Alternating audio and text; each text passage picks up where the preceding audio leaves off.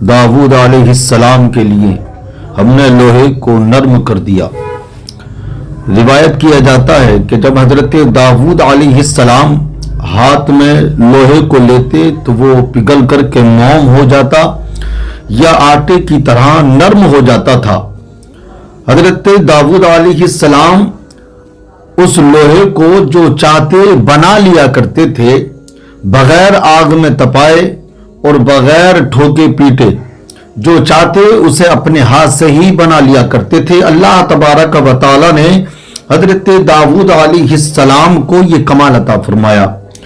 मुफस्सिरीन ने जिक्र फरमाया है कि इस आयत के नुज़ूल का सबब यह है कि हजरत दाऊद अलैहिस्सलाम को जब अल्लाह तबारक व तआला ने कौम बनी इसराइल की बादशाहत अता फरमाई तो हजरत दाऊद अलैहिस्सलाम कौम बनी इसराइल की अंदर जायजा लेने के लिए निकले कि देखें कौम दाऊद के बारे में क्या तासुरात रखती है, कौम दाऊद से मुत्तफिक है या नहीं है।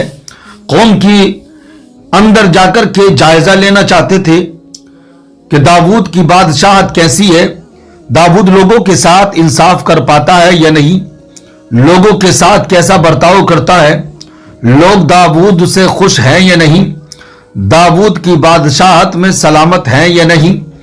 इस बात का जायजा लेने के लिए आपने अपना लिबास बदला और कौम के दरमियान चले गए। अब रास्ते में जो भी मिलता, चूंकि आपको पहचान नहीं पाता था, इसलिए उससे पूछते ये बताओ दाऊद कैसा शख्स है।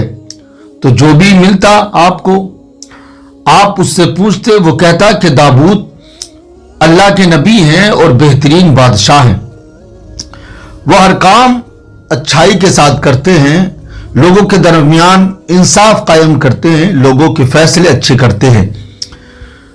उसके बाद वहां से रुखसत होते, दूसरा शख्स मिलता, उससे फिर यही सवाल करते। इसी तरीके से अपनी कौम के दरमियान, कौम बनी इसराइल के दरमियान घूमते रहते और सवाल कर रहे थे।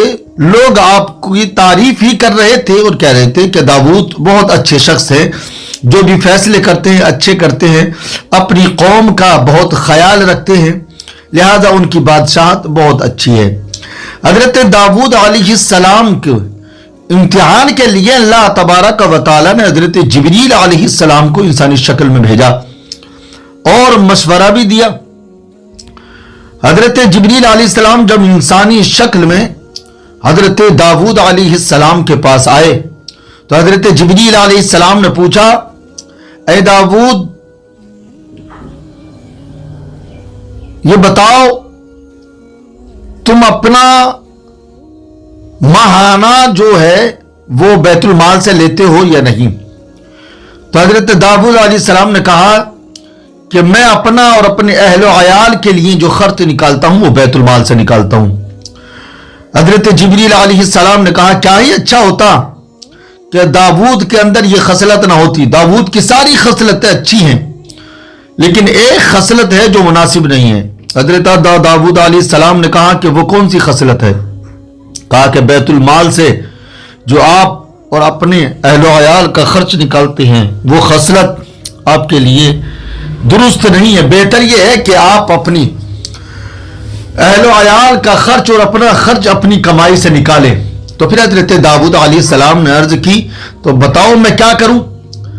तो जिब्रील अलैहिस्सलाम ने कहा आप अपने रब से दुआ करें, अल्लाह ताला मुसब्बिबुल अस्बाब है, वो कोई ना कोई सबब पैदा फरमा देगा।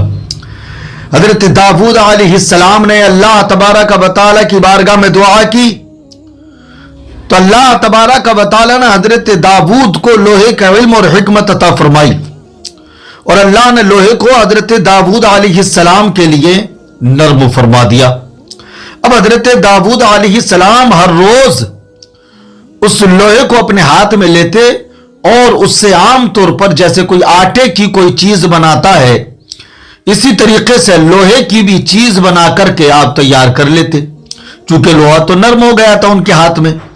हजरत दाऊद अलैहिस्सलाम हर रोज एक ज़िरे बनाते और उसको 400 अशरफियों में बेचते और अपना और अपने घर का खर्च चलाते। लिहाजा अल्लाह तबारक व तआला ने हजरत दाऊद